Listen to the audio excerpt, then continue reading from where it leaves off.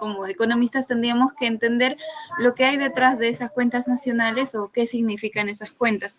En ese marco habíamos hablado de esas transacciones que en las cuentas se realiza la contabilidad de transacciones económicas que se realizan a través del mercado. Y este supuesto, o bueno, este enunciado que nos dice que se realizan a través del mercado, deja de lado algunas transacciones como las que se habían mencionado de la producción de comida en nuestros hogares, por ejemplo, que no se cuentan porque no pasan por el mercado, pero eso no quiere decir que no sean un producto, solamente que como se cuenta aquello que se transa en el mercado, pues no está contabilizado.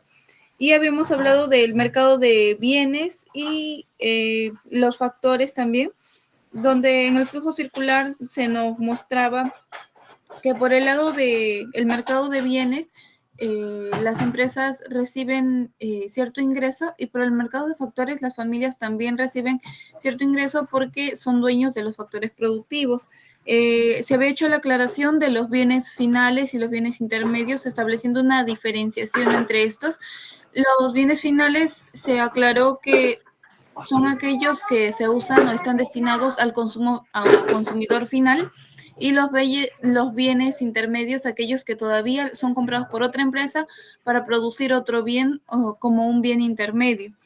Adicional a ello, yo le había hecho la pregunta sobre la diferenciación con un insumo y la compañera Dharma también había colaborado y que se llegó a la conclusión de que la diferencia entre un bien intermedio y un insumo es que el insumo puede venir directamente desde los recursos naturales o cualquier otro, y los bienes intermedios o bienes de capital son necesariamente aquellos que han salido ya de un proceso productivo y van a volver a otro proceso o ese mismo proceso productivo. También, bueno, eso ha sido básicamente todo lo que hemos hablado del flujo circular, los factores productivos, qué recompensas tienen en el mercado, como el trabajo, el salario, la tierra, la renta, el capital tiene interés. Y se habló que la valorización de todos los precios para el PIB son un P por Q, un precio por cantidad, que esa valorización se le hace a todos los bienes finales y eso es lo que al final nos da el PIB. Luego habíamos hablado también de el resto del mercado como un agente de gasto, también del gobierno, que también gasta. Y bueno, en nuestro modelo no me quedó claro si el gobierno también lo estamos tomando como que invierte o no, porque hay teorías que sí implican al gobierno como un agente que invierte y otros que esa inversión la toman como un gasto, nada más. Luego estamos hablando de las identidades contables, donde el ingreso es igual al consumo, más la inversión, más el gasto del gobierno, más las exportaciones netas. Luego hablamos del Producto Bruto Nacional y la diferencia con el PIB.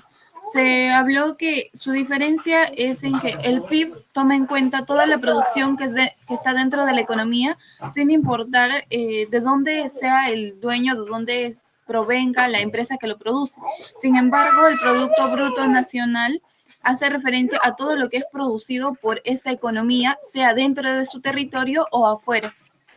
Y bueno, nos aclaró que en Estados Unidos generalmente se toma como igual porque para ellos lo que producen afuera y lo que otros producen dentro de su país es casi lo mismo, entonces tiene una tendencia a cero y por eso es que se toma por igual, pero en nuestro país no suele suceder así, aunque al final aclaró que vamos a asumir que el PBI tiene una equivalencia con el PBN. Bueno, en el PBN hemos hablado también de del saldo neto de factores con el exterior, que bueno, eso es lo que se resta al PIB, se suma o resta al PIB dependiendo si es positivo o negativo para obtener el Producto Bruto. Y en eso también nos hizo una aclaración, en el Producto Bruto nos dijo que lo bruto refiere a las cantidades antes de restarle las depreciaciones. Y cuando se habla de neto es porque ya se han restado esas depreciaciones.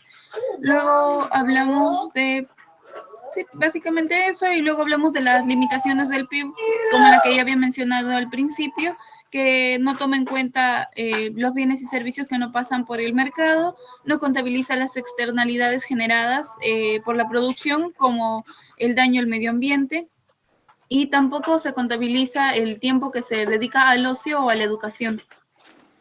Luego hicimos en la clase virtual ya hicimos un cálculo simple para hacer una diferencia entre el PIB real y el PIB nominal, donde el PIB real se toma a precios constantes o a un año base, y el PIB nominal se toma los precios corrientes o el año en que se mide. Y al dividir los dos, el PIB nominal sobre el PIB real, tuvimos el deflactor del PIB. Y luego repasamos algunas de las identidades que ya habíamos visto en la clase anterior. Hablamos también del IPC, sobre cómo es que el IPC pondera los precios de los bienes y servicios para una canasta básica. Y un compañero, Santos, también le estaba consultando sobre por qué en la gráfica se pone el IPC y el PIB si solamente toma una canasta, pero luego se le explicó que esta canasta tiene los bienes o tiene todos los bienes posibles que son de mayor importancia para el consumo. Y bueno, eso es todo lo que yo tengo en mis apuntes. Bien, muchas gracias, Margarita. Espero que todos tengan más o menos los mismos apuntes y como que también asumo que está siendo entendido, claro, el- para poder continuar eh, algunas ampliaciones a lo dicho, ¿sí? Algunas ampliaciones a lo que ya hemos venido aprendiendo. Eh, las ampliaciones están básicamente por el lado de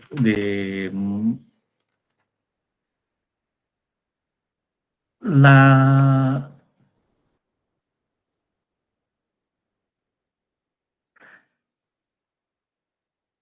en la historia del pensamiento económico en el siglo XX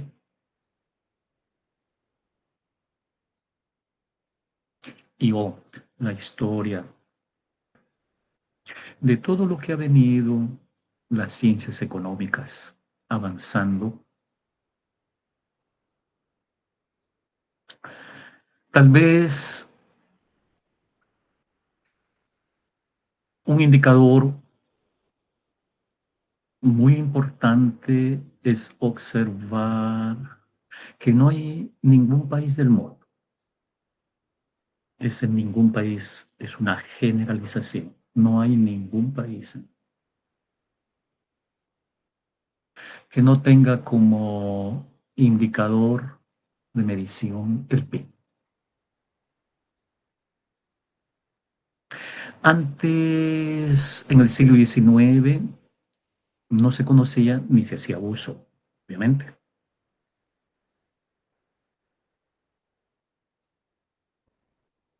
Pero en el siglo XX es como que esta manera conceptual, metodológica y por ende toda una técnica y un procedimiento entonces que desarrolla nuestra ciencia, se puede decir que eh, ya no digo solo a nivel de Estado, sino a nivel de cualquier ciudadano común, ya es parte de nuestro lenguaje, de nuestros sentidos comunes.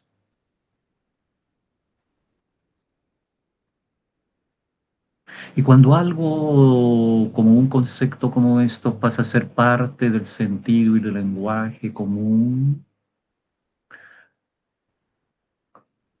pone en evidencia que, en primer lugar, es algo tan común como que tan importante. Pero muchas veces aquello que usamos en el lenguaje común no le prestamos la suficiente atención como para decir que es una de las creaciones más importantes que se hizo en el siglo XX. Y se lo debemos a aquellos que se dedican a nuestra ciencia. Es un comentario necesario. ¿Y por qué necesario?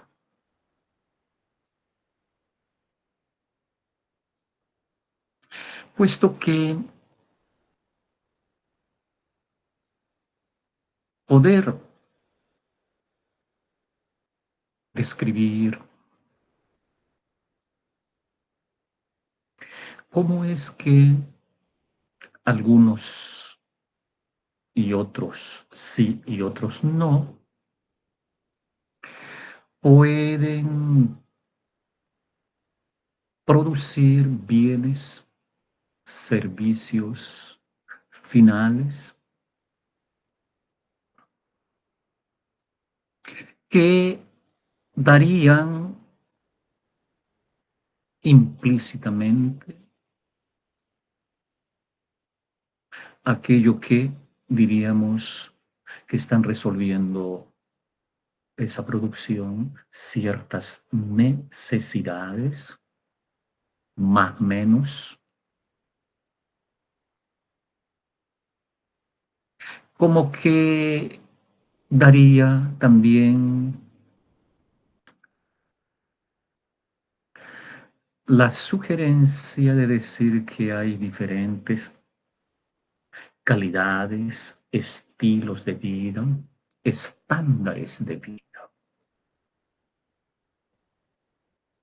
Todo ello compromete este concepto. Como que también compromete este concepto que al medir y cuantificar el resultado de un proceso de producción en los sistemas económicos, también nos está diciendo que aquel volumen de producción ha generado y ha producido un conjunto de ingresos de los factores que intervienen en el proceso de producción.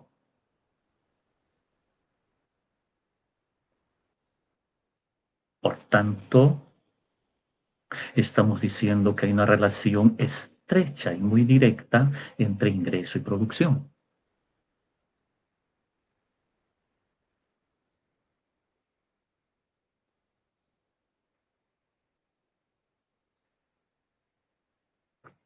Esto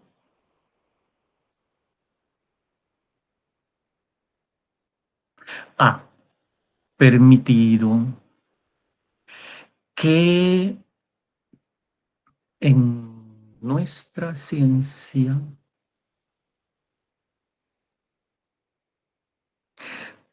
la construcción de las teorías y o de los modelos lleve a sostenerse que estas teorías y o estas hipótesis y o estas proposiciones beta de la teoría pueden ser corroboradas porque tenemos la posibilidad de cuantificar los efectos de las decisiones económicas en todos los espacios y las esferas económicas en el cual se generan bienes y servicios.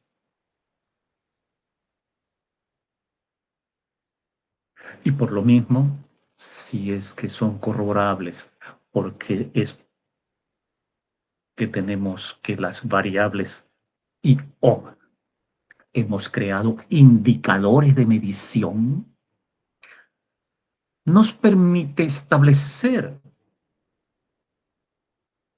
ciertas relaciones entre ellas que nos permitan corroborar en forma cuantificable.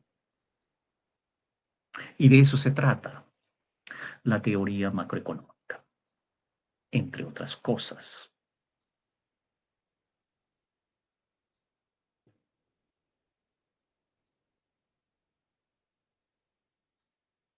Ahora, ¿qué hemos logrado? Efectivamente, construir un sistema conceptual para cuantificar, para definir, delimitar y crear metodologías y o procedimientos y técnicas para la cuantificación. A todo ello le hemos llamado ese marco conceptual que es la contabilidad.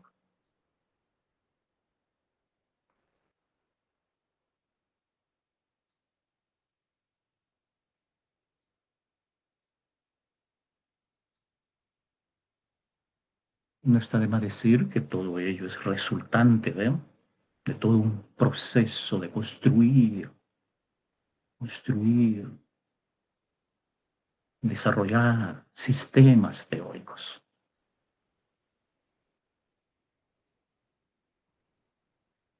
Ahora, sin embargo, esta medición, esta cuantificación,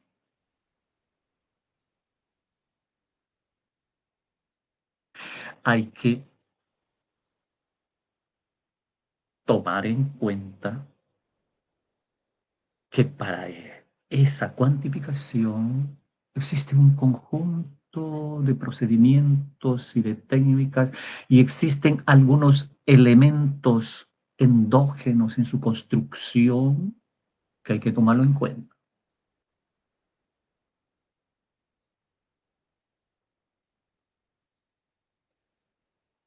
Paréntesis.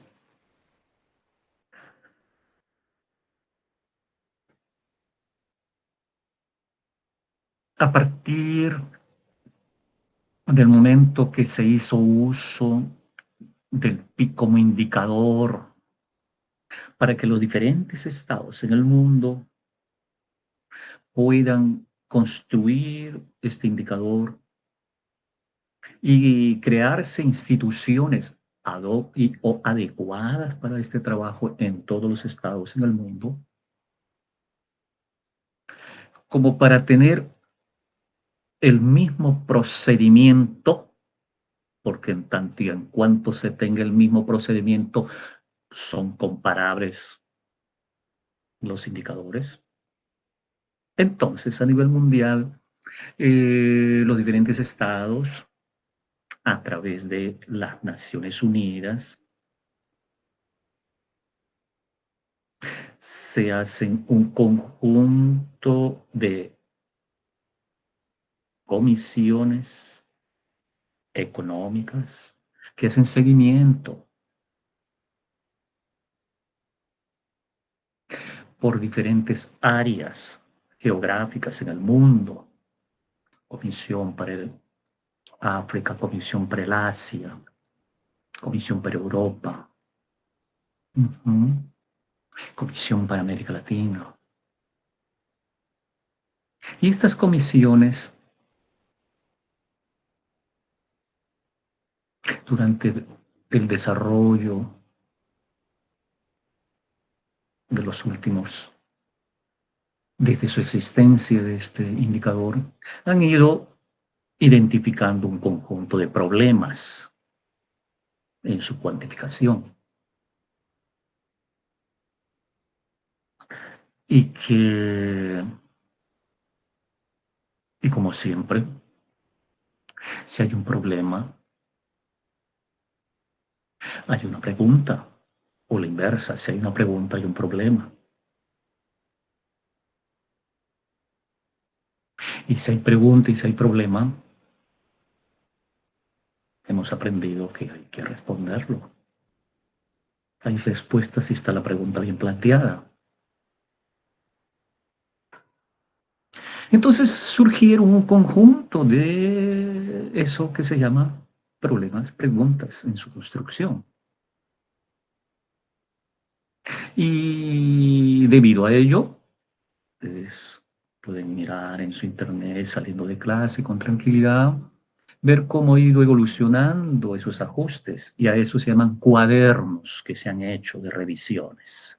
Y se han ido numerando los cuadernos de revisiones, pero que no cuestionen en esencia los principios fundamentales del cual se procede para construir el PIB, sino son ajustes de algunas técnicas que sí se requiere en el camino ir perfeccionándolo.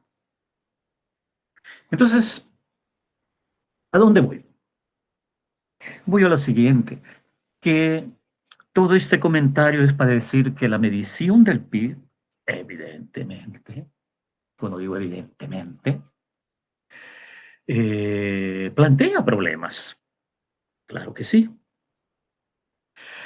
pero ¿por qué evidente y por qué plantea problemas?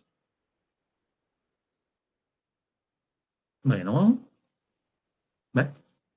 Inmediatamente infiero, puesto que si definí que el PIB están bienes, servicios finales y sabemos que es final, y es de un espacio determinado, sabemos que es serio,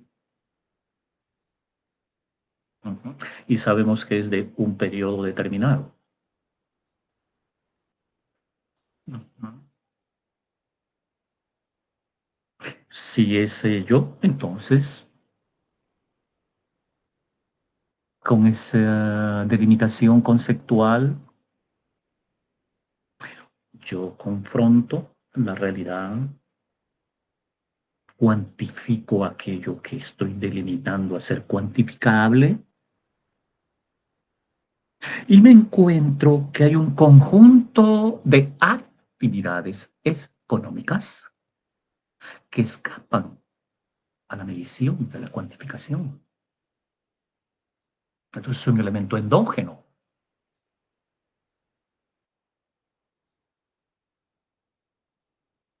Escapan. Y esto desde que nos formamos debemos estar conscientes.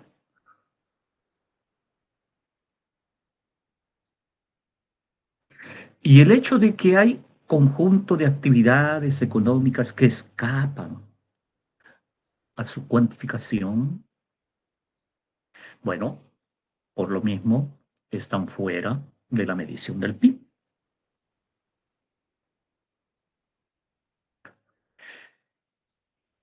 Y asimismo, aquellos mismos que son parte de la cuantificación del PIB, también hay serios ajustes que ir observando que existen,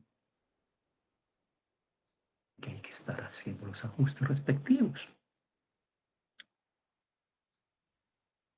Entonces, eh, ahí hemos mencionado que efectivamente uno de los problemas que es parte de la actividad económica, de la producción de ciertos bienes y ciertos servicios, no aparecen cuantificadas. Claro. Y para entendernos y para simplificarlo, lo que estoy queriendo decir es que cualquiera de nosotros, ustedes, en casa, su mamá, su pareja, ustedes, vamos a decir, dicen, quiero mi sopita y caliente, ¿eh? Caliente, mi sopita. Y quiero mi ropita planchadito, ¿eh? Y para entender el concepto, Cuando uno le pide así sopita caliente, planchadito, mi ropa, la respuesta puede ser esta. Ah, ¿quieres sopita? Mira, en la esquina venden un menú que la sopita vale 10 soles.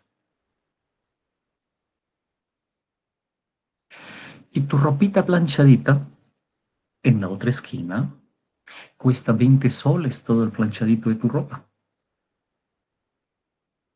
Ergo, es como que le está diciendo, eso en el mercado se transa con.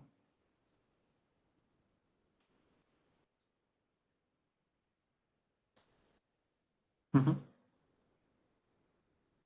Paréntesis, probablemente no le esté diciendo eso, porque ninguna mamá te va a decir, págame. Usted es su enamorado, a su novio, aquí será su esposo, no lo están pidiendo, claro, claro. Pero el hecho es que de eso nos estamos tratando, que si se pide o no. El hecho es que es una resultante de una actividad. Y dado que el indicador que queremos medir de toda la actividad económica, justo queremos cuantificar aquello que realmente la economía está, ¿no? Entonces, eh, en este ejemplo ya está planteada la solución también. La solución de cómo pudiéramos medir. Lo que estamos diciendo es, cuesta 10 soles. Eso se llama, como técnica para solucionar ello, se llama imputar un precio. Entonces, imputamos un precio.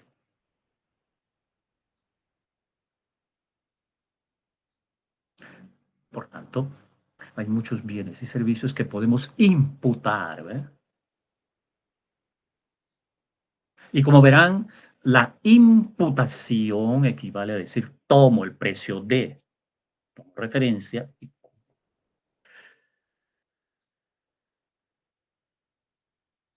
Ujú. Ahora, el, por ejemplo, probablemente existen también un conjunto de bienes que no están registrados en el PIB porque son transacciones ilegales, lo cual nos ayuda a entender que en el PIC están transacciones de mercado ilegal, ilegal,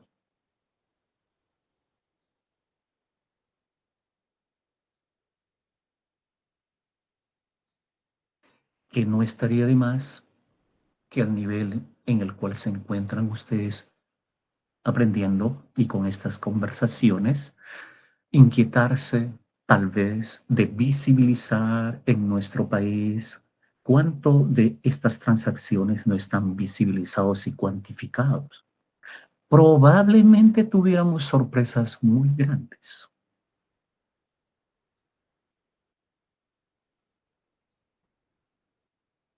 La pregunta es, ¿y por qué no se hace? Si tenemos teoría, tenemos método.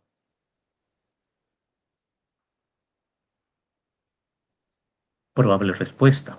O la institución que se llama San Marcos o universidad en general no lo quieren hacer por ineficiencias e incompetencias o por su desarticulación ante la sociedad.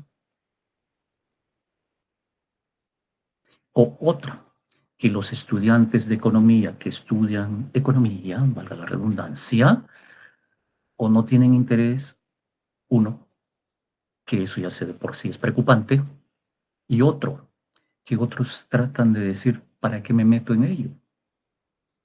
Que ya sería un tema de índole ético y o moral. Nuevamente, vean cómo nuestra ciencia no tiene ninguna neutralidad moral. No existe, no existe. No es eso como algunas perspectivas dicen que nuestra ciencia es neutral, que nada tiene que ver con la moral. Esa afirmación es inmoral, madre. Por lo que acabamos de comentar, que sería interesante desde San Marcos, y por qué no mis alumnos, por supuesto, que visibilicen, por ejemplo, esto, y que cuando visibilicen van a encontrar que es cada vez más creciente y habría que identificar el peso porcentual en el PIB de aquellas transacciones de índole ilegal, como por ejemplo el narcotráfico en nuestro país, que se hace difícil efectivamente identificar, pero hay suficientes metodologías para contribuir a determinar de una manera indirecta, porque hay de manera directa, que se cuantifica porque se tiene el bien y se tiene los precios, y otros de manera por vía indirecta, que también hay métodos para captarlo, que no será lo suficientemente exacto, pero no se trata de la exactitud o no, sino se trata de los volúmenes porcentuales.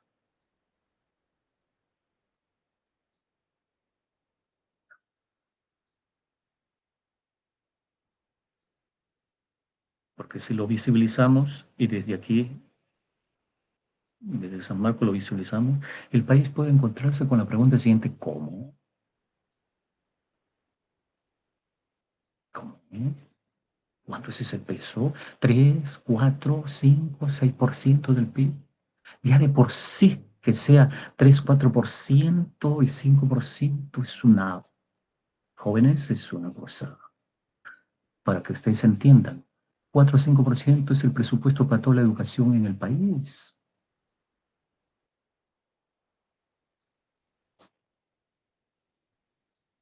Solo identificar y visibilizar eso, y ya estaríamos ante un problema de una envergadura muy grande.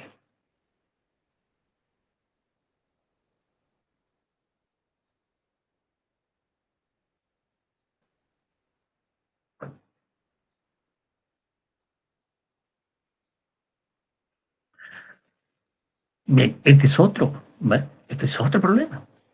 Las transacciones ilegales. Es un rubro que no está cuantificado. ¿Ve?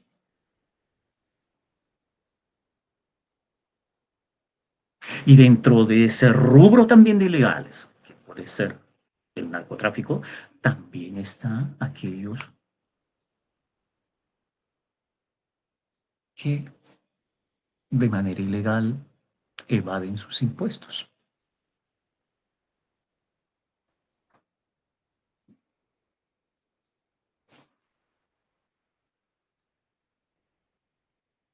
Y no estaría de más también otra pequeña visibilización y estudio como práctica y como eso, que contribuimos a la conciencia, ¿ves? Contribuimos a reforzar una conciencia ciudadana. Eso son los economistas jóvenes, a la moral. Que, por ejemplo, pedir, cuantificar cuánto es de todos los médicos en este país que pagan impuestos por lo que nos cobran una receta,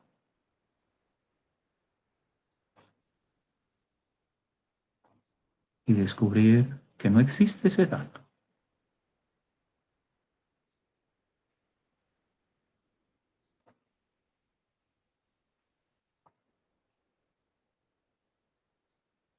También cuantificar ello un poco nuevamente para visibilizar aquello de, dando un servicio,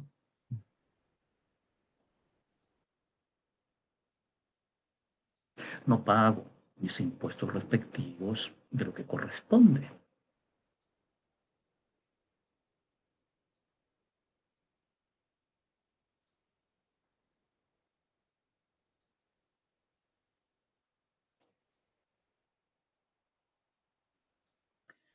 Todo ello podemos englobar en un gran problema, aprovechando el tema.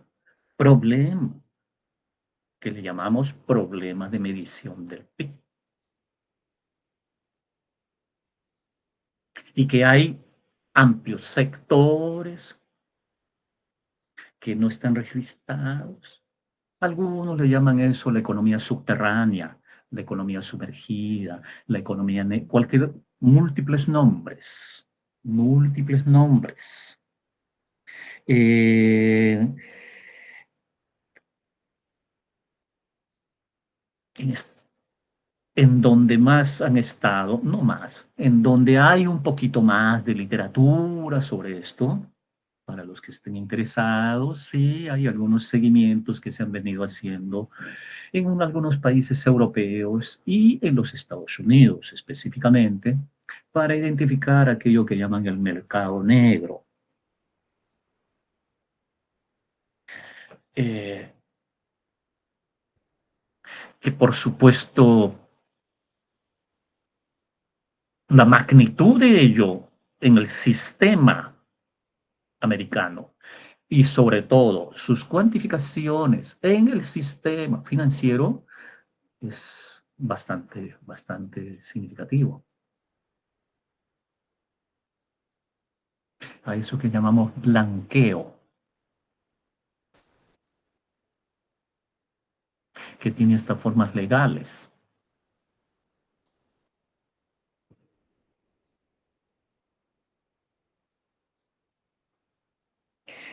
Entonces,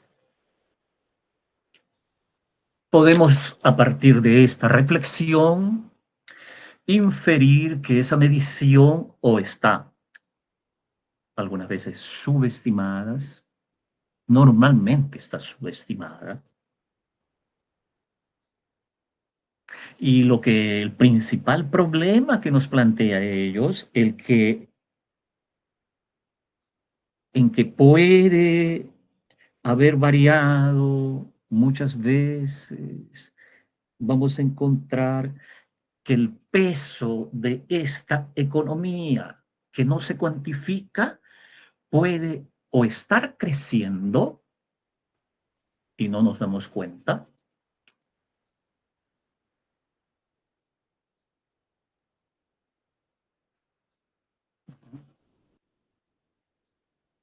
y como verán, es evidentemente hay que estar por lo mismo haciendo revisiones con cierta frecuencia y haciendo estudios con cierta frecuencia para visibilizar estas debilidades y para ver hasta dónde es fiable aquello de los indicadores para poder hacer comparaciones también fiables.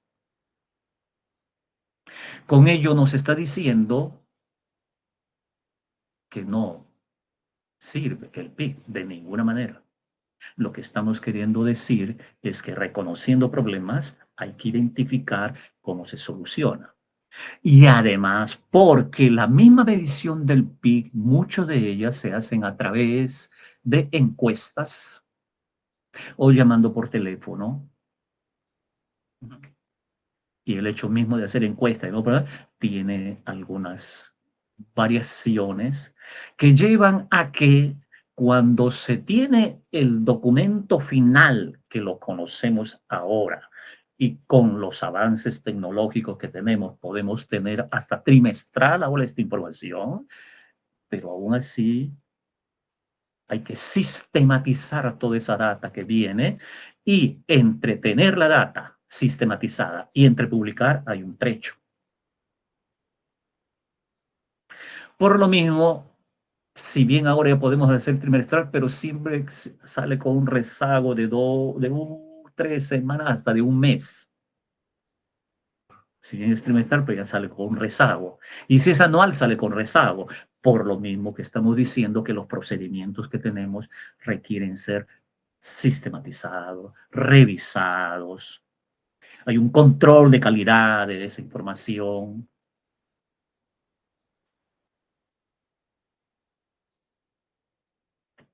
Mensaje. El comentario que he querido hacer en esta parte es para decir Sí, nuestra ciencia ha dado un aporte de tremenda importancia, pero también reconocer que hay algunos límites. Y por lo mismo, reconociendo estos límites, estamos como que para eso, preparándonos para muchas veces corregir, estudiar, investigar y ver estos impactos. Y aquí mismo ustedes se pueden tener un conjunto de problemas que les puede servir para poder seguir en sus estudios.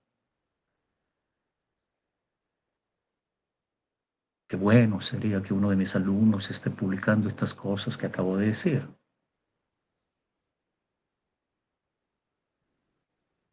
Ujú. Bien, entonces,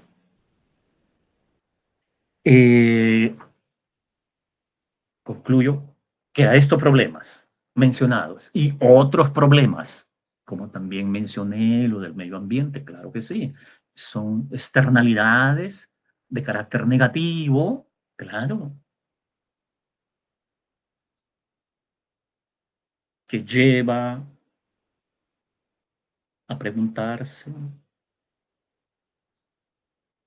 que por resolver una necesidad presente puede estar alterando la solución de las futuras generaciones, de sus hijos, de nuestros nietos. Porque por resolver el presente con una externalidad negativa, si esa externalidad negativa crece, entonces el futuro de nuestros hijos no está muy garantizado para ser sostenible el crecimiento de los países.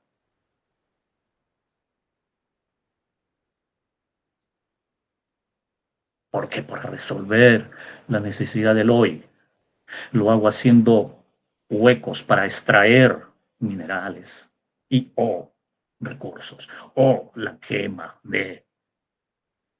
¿Mm? Entonces estamos dejando huecos desiertos para las próximas generaciones.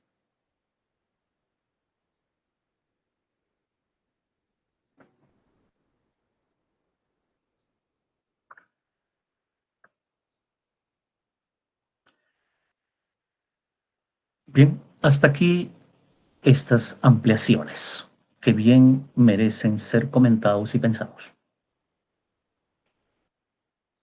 Ustedes como jóvenes que están aprendiendo, hay que ponerlo, mirarlo, ¿ya? Hay que mirarlo. Bien. Pero que también estamos aprendiendo que sí es factible y hay manera de hacer estas revisiones. Claro que sí, claro que sí.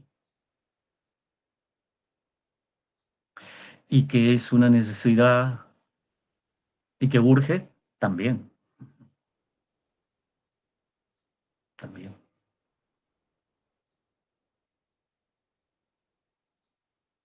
Ujú. Por decir, el PIC es un monto en mi país, pero si uno contrasta con lo que se está viendo, que el PIC ve una correlación o correlaciona con ciertos sectores que se mueven a una velocidad mayor del crecimiento del PIB, algo está pasando aquí. Algo está pasando aquí.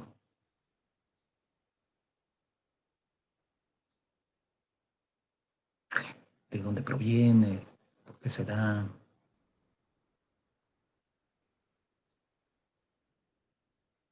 Bien. Permítame también, así como acabo de decir, la necesidad de ampliar este concepto y hacer estas revisiones y que posibilite hacer estos tipos de reflexiones, lo mismo, jóvenes, con respecto al tema del otro indicador, el indicador de los precios.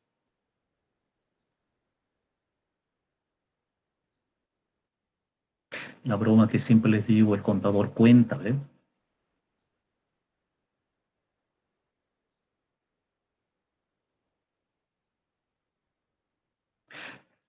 En nosotros hay también, pero más que ello.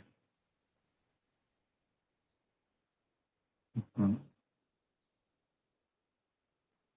cuando hacemos la medición a través de un indicador de los precios, partimos también de la premisa que la valoración de todos esos bienes lo hacemos efectivamente, homogenizamos por una unidad monetaria, por precios, para sumar papas con camote, entonces homogenizamos a través de precios. Pero bien sabemos que el hecho de que el volumen de producción física de los bienes no lo podemos en forma inmediata y directa visibilizar porque justo por el hecho de la medición con precio hay un efecto precio. Hay que quitarle ese efecto precio para poder justo visibilizar cuánto realmente es lo que está creciendo. Y también tenemos técnicas para ello. Entonces, la forma de visibilizar o quitar esa distorsión del efecto precio, entonces decimos que, bueno, diferenciamos entre lo corriente y el precio de base real, o entre los reales, perdón. Diferenciamos lo nominal de lo real. Lo nominal para referirnos a los precios corrientes. Corrientes equivale del presente periodo. Y que justo para eso del presente periodo a precios corrientes, para poder distinguir el efecto real del crecimiento, esa distorsión lo eliminamos teniendo un año base. Y que ese año base nos permite justamente identificar el crecimiento real. Y que ese PIB nominal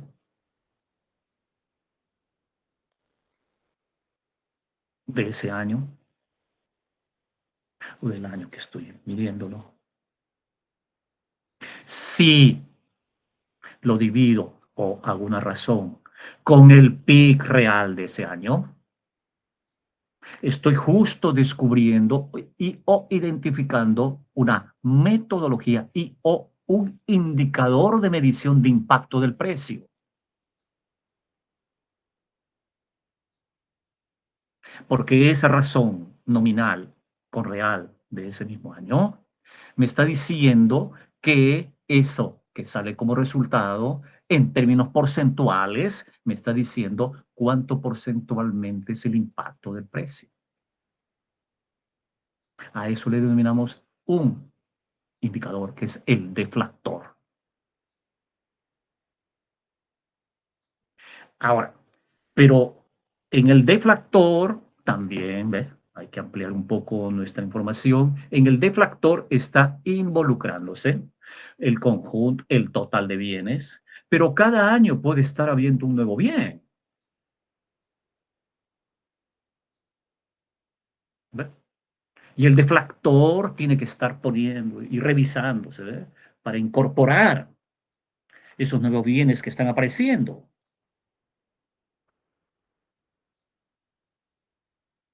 Y por tanto es una suerte de canasta variable.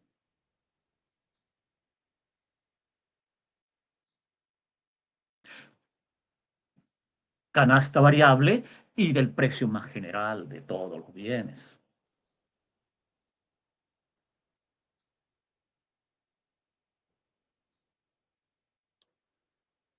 Por lo mismo, este deflactor me da, conscientemente uno debe estar, me da un índice, un indicador, claro, pero sabedor que siendo una canasta muy flexible, general y abierta, es decir, no es una canasta fija, ¿ves? Teniendo conciencia de eso, me da, está dando, sin considerar que pueden estar apareciendo otros bienes.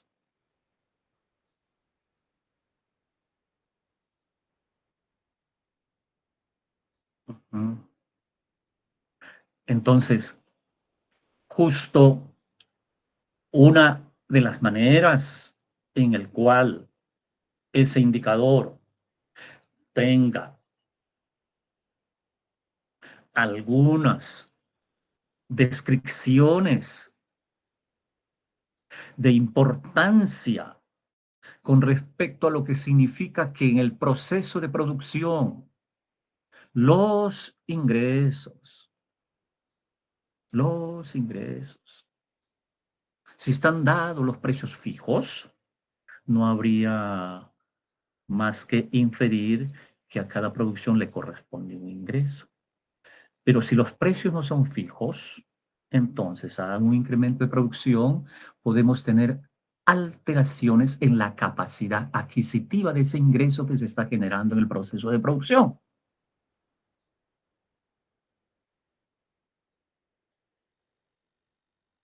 Y entonces, ¿cómo es que puedo identificar que esa generación de ingresos que se está dando en el proceso de producción son ingresos que mantienen cierta capacidad adquisitiva?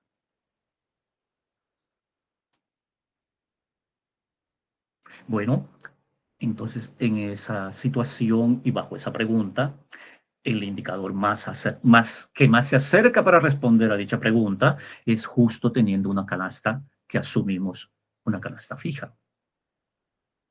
Y dicha canasta fija, estamos diciendo o asumiendo que un promedio de persona que vive en la ciudad, porque es un promedio de persona de la urbe, que asumimos que tiene una canasta con el cual se reproduce, mantiene su estándar, por decir un término, su estándar de vida, y que puede estar por abajo o por encima de dicho estándar.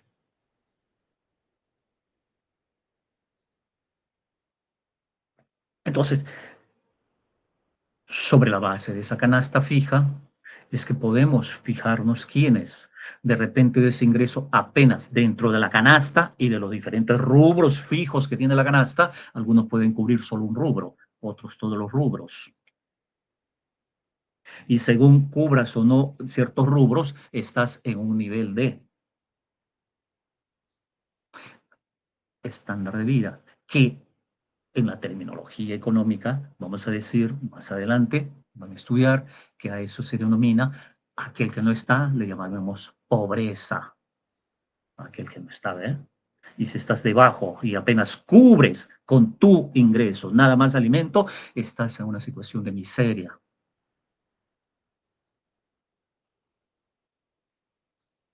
Uh-huh. Podrás tener algunos ratios que te digan quién está por encima, por debajo y cuál es el nivel del que está cubriendo o no la canasta. Y aquel que cubre más de la alimentación está por encima de una línea de pobreza.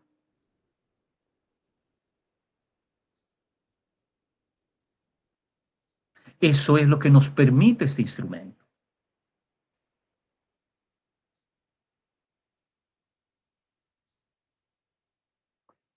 Entonces podemos estar haciendo un seguimiento de los estándares de vida en un país. Y por tanto, el PIB me permite estar mirando con este indicador cómo es que puede estar creciendo los estándares en un periodo determinado en un país o comparar estos estándares con otros países en el mismo periodo.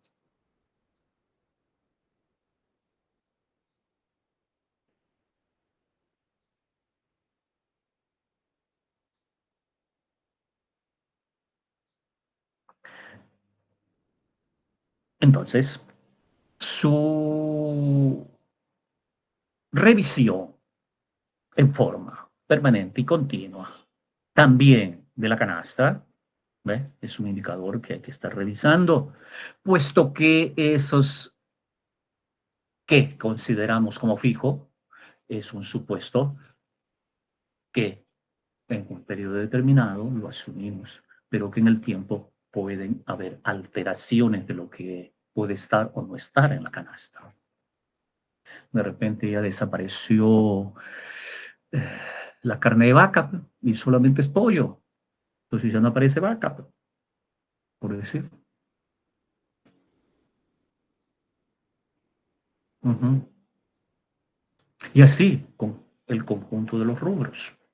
Y hay que estar revisando para ver cuál es esa canasta que nos permite, entonces, en un periodo determinado, estar haciendo las comparaciones respectivas. Eh, y entonces también nos permitimos que sobre la base de entender el concepto del PIB, sobre la base de entender el indicador de medición de los precios,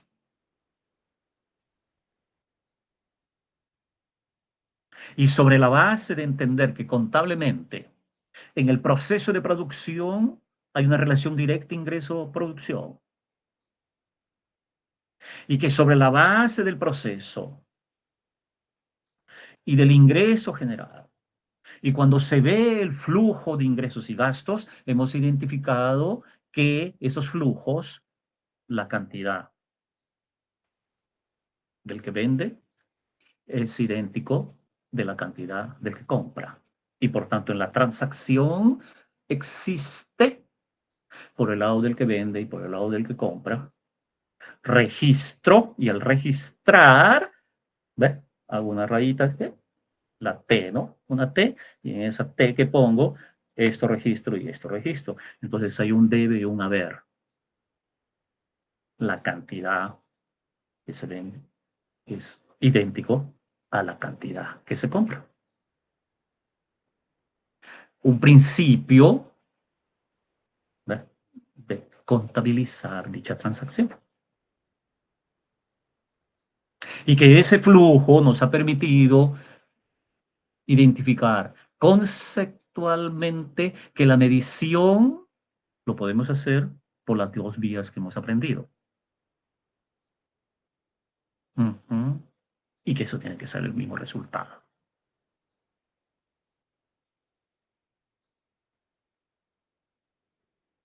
Y que este PIB le hemos podido diferenciar también del PBN porque apareció de que hay eso, ingreso de los factores de fuera de mi país, como la inversa de otros países en mi país. Y eso nos ha permitido diferenciar efectivamente entre lo que es el PIB y el Producto Nacional Bruto. Y ambos hemos aprendido que son brutos, ya sabemos por qué, y hemos aprendido que ese bruto, también lo tenemos claro, que en la depreciación lo tenemos claro, que no solamente está el desgaste de lo que se desgasta por el uso, sino por la reposición de aquello que ya tecnológicamente, ya no tiene la función de productividad que lo tenía en su momento determinado. Ya no es igual que con mi máquina de escribir y como el laptop. ¿Ves? Hay una depreciación, llamamos moral. Entonces hay una reposición, ¿ves? Hay reposición de lo que se va desgastando. Como hay que también que reponer todo lo que ya es moralmente. Esos dos elementos contempla la depreciación y por ello lo bruto. Cuando eso de lo bruto lo introducimos, entonces para considerar lo que realmente está quedando como neto de lo producido, bueno, le quitamos ello. Pues.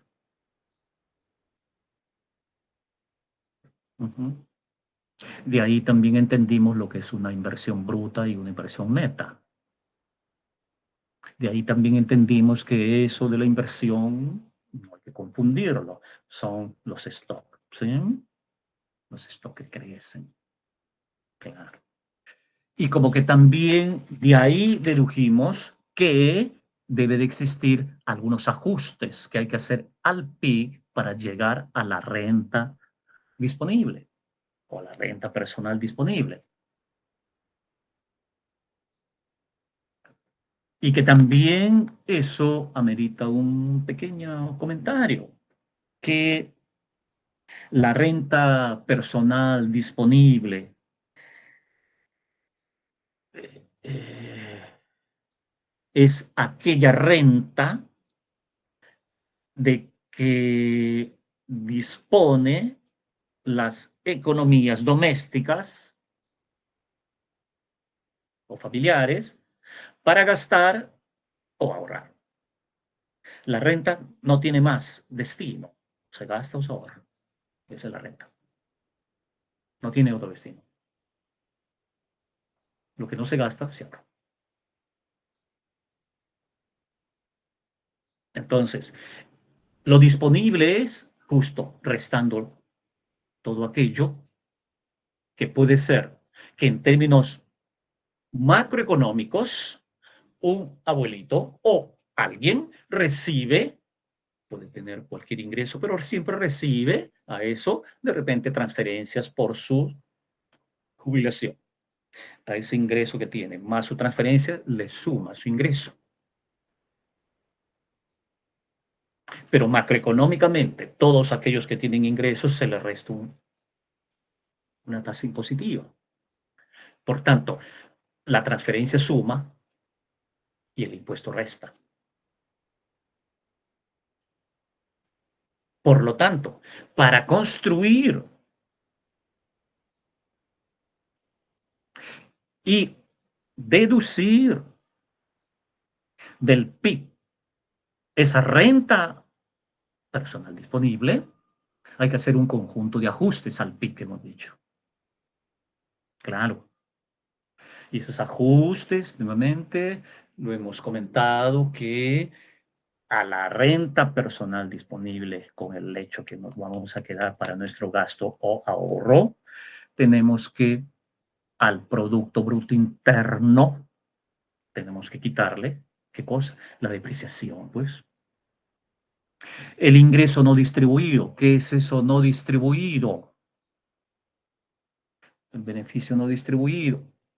Bueno, hemos aprendido que el supuesto es que las familias tienen la propiedad de los factores. Y si la familia tiene propiedad de los factores o tiene ingreso por L, como también puede tener si tiene una tierra, tiene renta, y si tiene un capital también tiene eso. Pero también por el hecho de ser propiedad y tiene aquello que llamamos su capacidad empresarial, hay un rubro de beneficio por esa capacidad empresarial, y que si yo compro una acción de una empresa, soy propietario también de ese beneficio.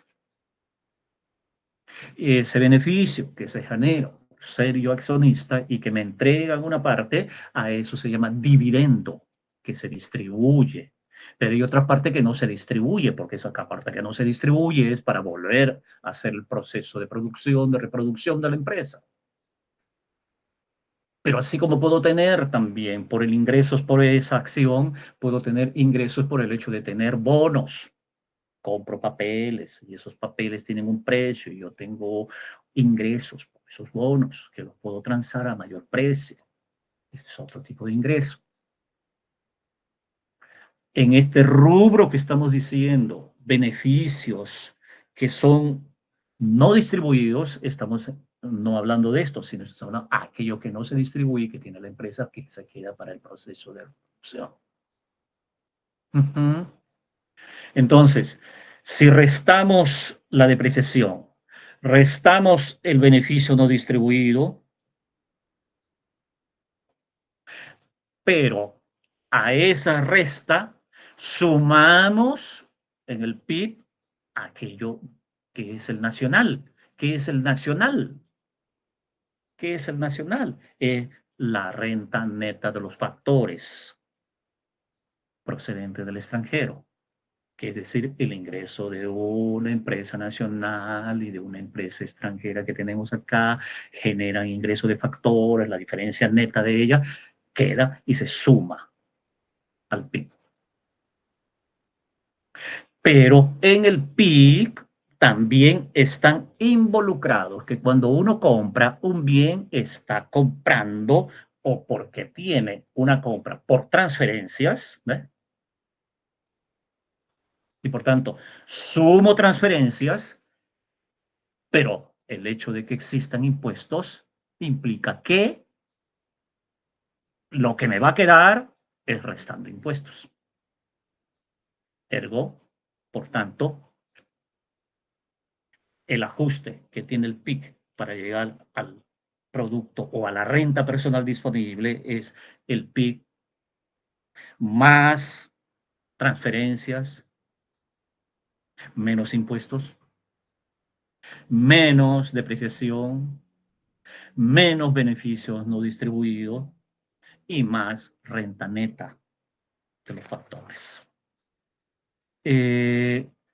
¿Cómo se asigna esta renta? ¿Y para qué sirve? Ya sabemos, no tiene otro más destino. Se asigna o para gastar, llámese consumo, o para ahorrar. Ahora, la... finalmente entonces en esta parte, esa renta disponible es lo que dispone, y así vamos a entender, las economías familiares o domésticas.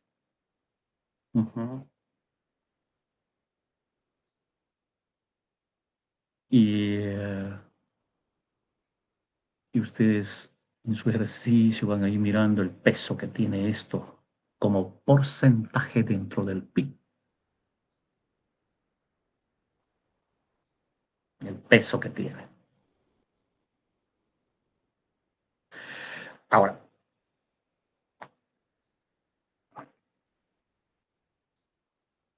¿qué es lo que debemos, a partir de estas conceptualizaciones, establecer un conjunto de relaciones contables que aparecen? Y toda relación contable que aparece son identidades, es decir, por definición, son iguales. Paréntesis, toda identidad no hay una relación de causa-efecto. En una identidad no hay causa-efecto. Es una identidad, cantidad comprada, capital vendida. No es que la cantidad comprada es la causa para la cantidad vendida o la inversa. Por lo mismo, esta identidad contable nos está dando un sinnúmero de relaciones del conjunto de las variables que están operando en estas identidades.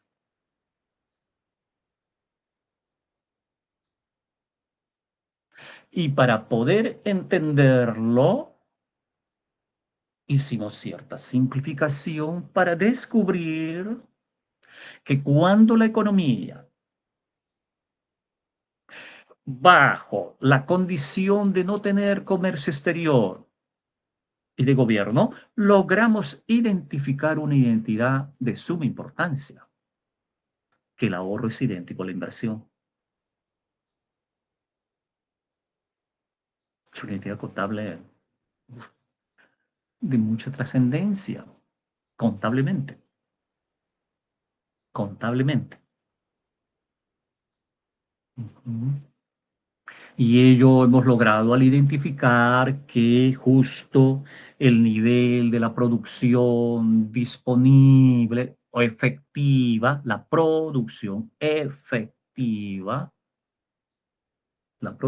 efectiva se destina o hacen uso, los agentes bajo la modalidad se destinan o para el consumo o para el gasto productivo, llámese inversión.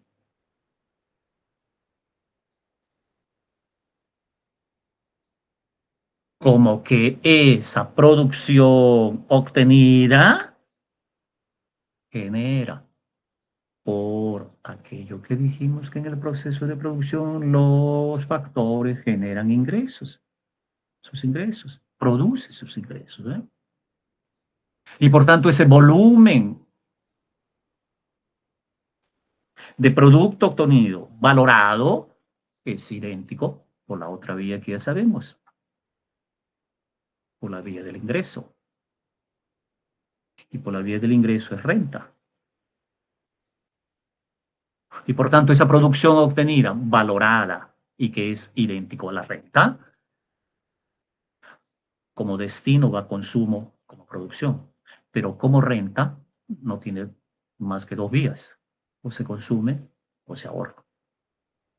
Por eso la identidad, consumo más ahorro, el ingreso es idéntico a consumo más inversión. Haciendo los ajustes respectivos aritméticamente, nos va a determinar la inversión es igual al ahorro. Con un comentario. El comentario para que se dé esa identidad de inversión ahorro bajo los supuestos que hemos trabajado, no está de más hacerle recordar que el supuesto no está apareciendo en el supuesto, no está apareciendo en el supuesto el sistema financiero. Entonces la pregunta es si no es el sistema que es ahorro. ¿Qué estamos entendiendo en este pequeño modelo el concepto de ahorro? Porque cuando introduzcamos el sistema financiero, no va a modificar tampoco sustantivamente, pero sí vamos a poder distinguir qué está en el sistema financiero y qué es lo que no está en el sistema financiero. Nada más lo vamos a distinguir. Vamos a poder visibilizar aquello que está en términos de capital financiero. Pero aquí, que no existe, ¿cómo estamos identificando el ahorro?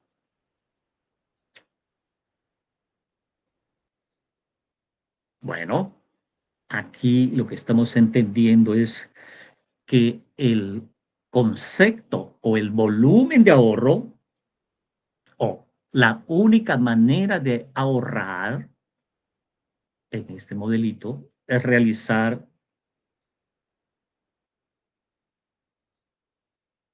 un acto de inversión física, subrayado.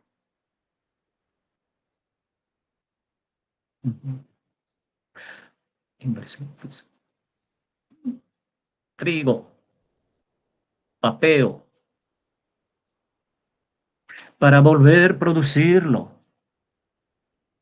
Saco una parte de lo producido para que se define para volver a producir el trigo físico. Le llamo el almacén, ¿ves? Eso es el ahorro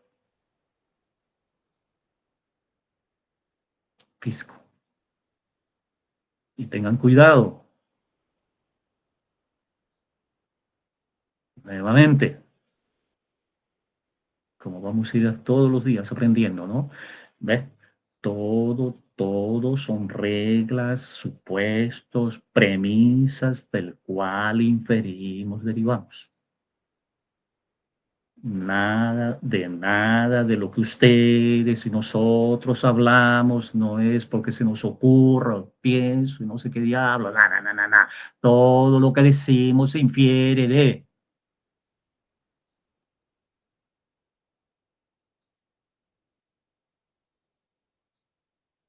Ujú.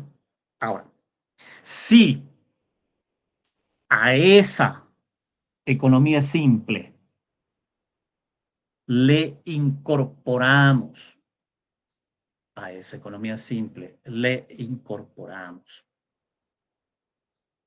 el gobierno, y el comercio exterior, y queremos sacar la identidad contable de esa economía,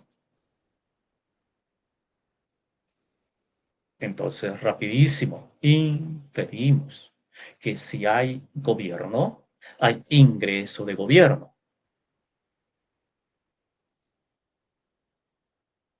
Y la única vía de ingreso que tiene el gobierno son impuestos al interior de una economía. Entonces si aparece impuestos. Y si aparece impuestos, entonces el ingreso total que teníamos en el anterior supuesto de la economía simple ya no es idéntico a eso. Aquí hay un tema de que al ingreso tenemos que restar impuestos. Pero donde hay gobierno y hay impuesto, también hay transferencias. Mientras las transferencias del gobierno suman al ingreso, los impuestos restan.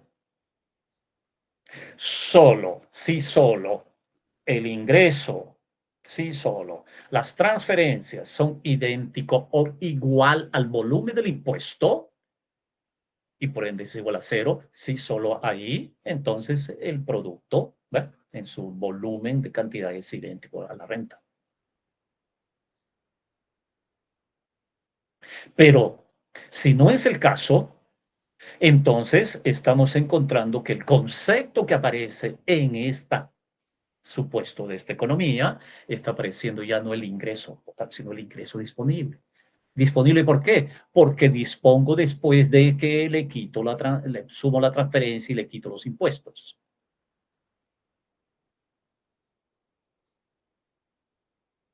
Y si eso es así, entonces nosotros lo que hacemos es que el ingreso disponible va a aparecer es al ingreso nacional, el agregado, más el ingreso disponible sería el ingreso adicional, más las transferencias, menos los impuestos.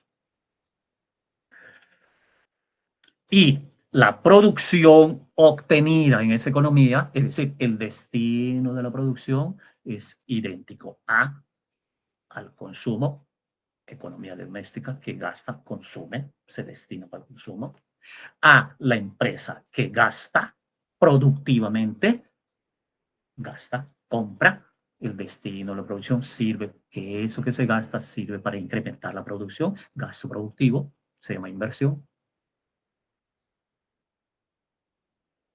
Y lo que resta o lo que queda de aparte de la inversión y aparte del consumo, entonces producto que va fuera y al mismo tiempo hacemos transacciones que si va fuera, también compramos fuera. Entonces tenemos exportaciones netas. Uh-huh. Y como consecuencia, el producto o la producción disponible va a estar el consumo, la inversión y si hay gobierno, gasto del gobierno, más exportaciones netas. Y dado que existe el ingreso disponible, como consecuencia, la renta solo tiene dos destinos, no tiene más. O se consume ese ahorro. En este caso, la renta es el ingreso disponible. Por tanto, el ingreso disponible es idéntico al consumo y al ahorro. Por tanto, el consumo más el ahorro es el ingreso disponible. Y el ingreso disponible es igual al ingreso más las transferencias menos los impuestos. Lo cual me va a determinar que, haciendo los ajustes respectivos y relacionando las variables, me va a salir que ese volumen de ahorro por la renta menos la inversión por el lado del gasto empresarial, ¿verdad? Esa diferencia entre el ahorro menos la inversión va a ser, va a ser idéntico. Esto es clave en los análisis macroeconómicos, jóvenes. Idéntico. ¿A qué? Al gasto del gobierno, más las transferencias, menos los impuestos.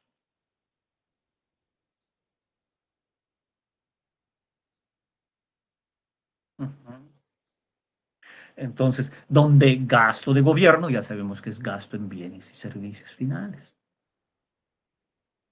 Entonces, ese es G, más las transferencias, menos los impuestos. Y ese gasto, por tanto, me permite identificar contablemente que el gasto total del gobierno es igual a su gasto en finales más la transferencia, es el gasto total. G es el gasto en bienes y servicios, es el gasto total.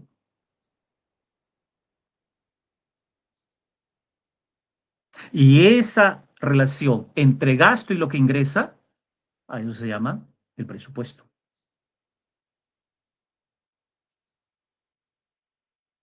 Y por tanto, la relación entre ahorro e inversión es idéntico, contablemente,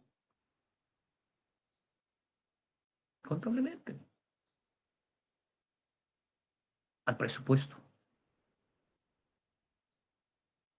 Más que hay que sumar, y dado que tenemos comercio exterior, contablemente sumamos el neto de ese comercio exterior. Por tanto, la ecuación de la identidad contable, base de la macroeconomía, con, mira, principios tan sencillos como la deducción a donde llegamos.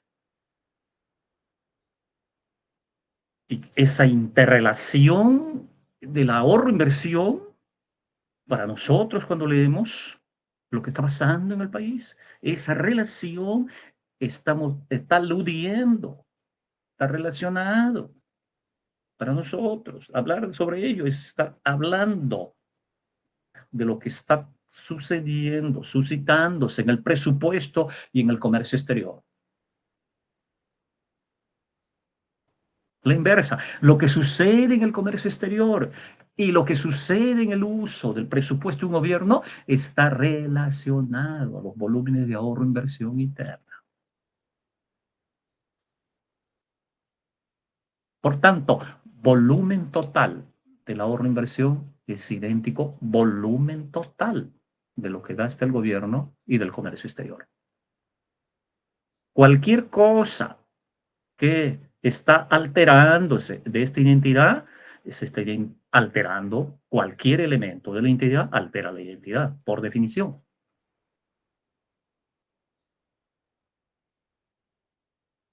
Entonces, no es que se nos ocurra decir más, gasta más, quiero más. Sí, pues, tiene que mantener un equilibrio contable.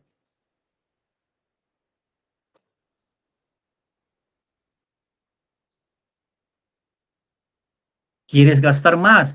Empuja, sube impuestos, pues. Pero si ya no hay un límite de impuestos, entonces endeudate, pues.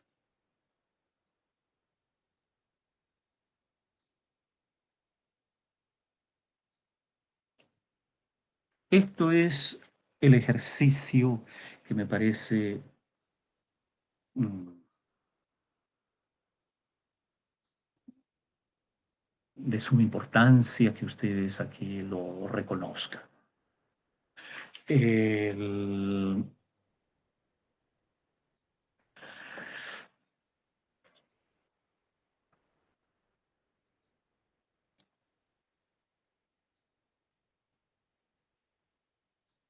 todo esto que acabo de desarrollar es como volver a haber hecho lo mismo que hice, solo que ampliando algunos conceptos y tomando en cuenta justo esas ampliaciones para que puedan ustedes operacionalizar dichos conceptos.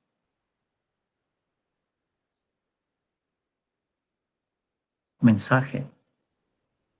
No hay manera de operacionalizar el concepto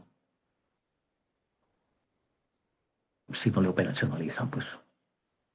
¿Y cómo se operacionaliza? No calculando solamente, sino visibilizando estas interrelaciones con lo que tenemos felizmente. Ustedes ahí tienen ahora hasta por su teléfono, pueden estar viendo las tendencias, el comportamiento, bajar comentario, por ejemplo, aprovecho un paréntesis. El estudio tal vez más importante que se ha hecho de la historia del PIB en el Perú le debemos a un profesor de la Universidad del Pacífico,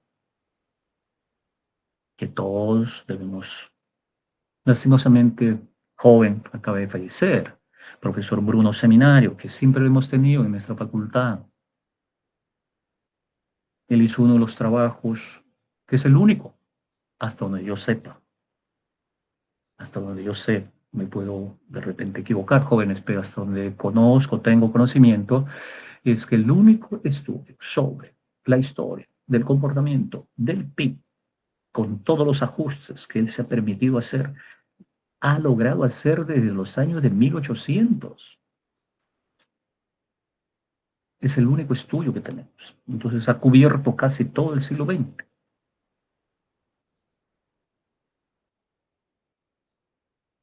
final el XIX y el XX. Y eso lo pueden ver. Creo que ese trabajo, si no me equivoco, está en internet, lo pueden bajar si no me equivoco. Si no, hay que buscarlo para que ustedes lo tengan como herramienta. Eso es lo que quiero decir cuando ejercítense. Mirar estos datos, registrar estos datos, observarlos, confirmar lo que estamos hablando.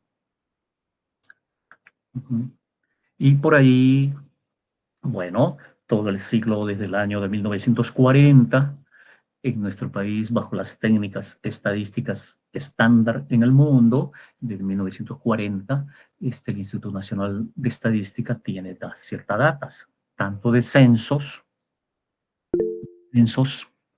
como que también estos censos están registrados con las nuevas mediciones técnicas desde el año 40.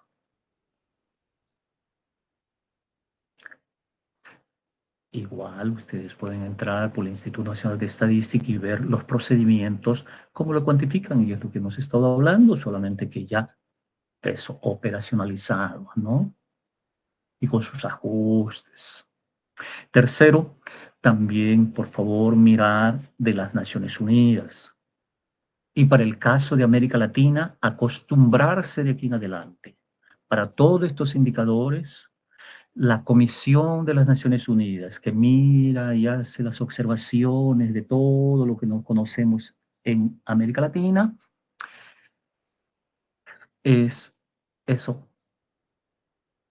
Comisión Económica, CE, P para AL Latina, se llama CEPAL. De aquí en adelante, ustedes deben tenerlo como siempre un instrumento, una institución, perdón, de importancia para ustedes estar alimentándose y mirando estas datas. La CEPAL tiene toda la información de todos los países de América Latina, del comportamiento del PIB, del ingreso. Y también tiene, como digo, estos registros de los ajustes que se hacen, de las coordinaciones que tienen a nivel mundial, de los ajustes que tienen un conjunto de cuadernos que se muestran las revisiones que se han hecho. Con todo este comentario que acabo de hacer, espero que tengan una mirada mucho más de conjunto, tengan una impresión del estado en que nos encontramos sobre un tema de tanta trascendencia e importancia, y que ustedes sepan que es un instrumento de mucha manera, de mucha importancia en el mundo, que ya todo el mundo lo usamos, es parte de nuestro lenguaje común, pero mayor responsabilidad tenemos aquellos que somos economistas. Ustedes que se están formando, lo suficientemente rigurosos, claro, como que también el mensaje que les he pedido, y si lo pudieran hacer, háganlo, hacer uso de estos conceptos, instrumentos, y operacionalizándolo, mirando para ver si podemos visibilizar cosas que en nuestro país es necesario visibilizar. La sopita de nuestra mamá, de tus abuelitos, hay que visibilizar. Y hay que visibilizar algunas cosas raras de índole de economía negra, ilegal, subterránea, como quieran llamarlo. Todos los textos tienen diferentes términos: mercado negro, economía subterránea, que hay que visibilizarlo. Y hay que visibilizarlo porque es la única manera en donde nosotros como economistas cumplimos nuestro rol de ciudadano y también de estar construyendo lo que yo llamo una ética, jovencitos. Finalmente, sí, pues, nuevamente estamos hablando por esta vía y siempre me pregunto, ¿y por qué? Para eso es la universidad, preguntarse qué decisiones se han tomado para yo estar dictando mi clase. Siempre, no mirarle su carita para mí siempre es un déficit, jóvenes. Sí, pues, sí. Para mí es una brecha.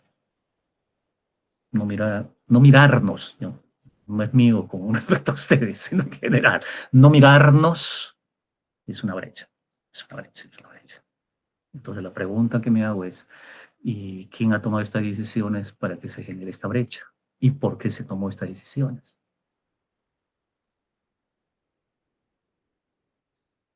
¿Y por qué hago la pregunta? Que los extiendo. Porque para eso la universidad no puede ser que mi universidad esté dando señales no muy positivas ante la sociedad.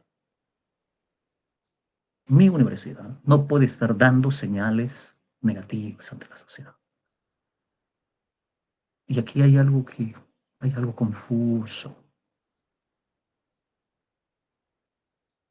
Y el mensaje que quiero darles es que también aclare y que nosotros, en medio de esa confusión, les pido de que nosotros sí tengamos una pendiente positiva. ¿En qué? En la calidad de nuestra enseñanza, de nuestra enseñanza. Ojalá que esas señales negativas no distorsionen la pendiente positiva de lo que debemos tener todos los profesores, porque sería bastante lamentable que nuestra universidad se preste para cosas que no deben prestarse. Y por un supuesto esencial, jovencitos, San Marcos no pertenece a los sanmarquinos. Esto es la paradoja. Tú la pregunta es, ¿a quién pertenece San Marcos? San Marcos pertenece a todos los ciudadanos de este país que con sus impuestos lo sostienen. Y sobre todo los sectores más empobrecidos de mi país sostienen, son propietarios públicos de la universidad y se merecen toda la transparencia de lo que hace nuestra universidad.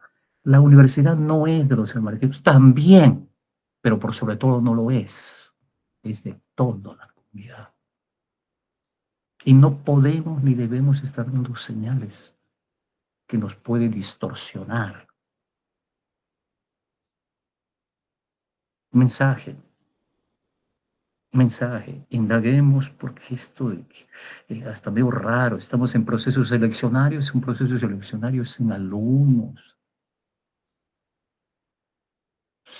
sin conversación. ¿Qué es esto? Qué mala señal, qué mala señal. Nuevamente, la disculpa es que me salgo un rato de mi tema, pero soy profesor y necesito compartir con mis alumnos reflexiones que ustedes también, de la misma manera, lo pueden usar como insumos para seguir pensando. Gracias. Y el día viernes también me dicen que tenemos que vernos por acá. Viernes con ustedes, no sé si con ustedes, disculpen. Este, no, con ustedes ya se terminó el día de hoy. Bueno, pero el viernes voy a avanzar y para los que desean, si usted entra, en el otro grupo voy a avanzar a construir el modelo. Voy a empezar a dar las bases para construir el modelo que vamos a hacer uso para poder interpretar la relación de nuestras variables. El modelo de renta-gasto. Entonces el modelo lo voy a hacer y si ustedes gustan, les enviaré también para que puedan participar, de hecho. Por lo demás, un buen semana, jovencitos, que le vaya bien y muchas gracias. Sí, Elizabeth, creo que quiere preguntar algo, Elizabeth. Adelante, Elizabeth. Buenas tardes, profesor. Quería preguntarle si lo que usted nos ha enseñado el día de hoy va a venir en el examen parcial o en la práctica. Todo lo que he enseñado, todo viene en la práctica y en el examen.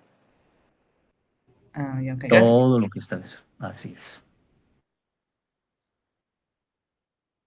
Ujú. Bien. ¿Alguna otra consulta?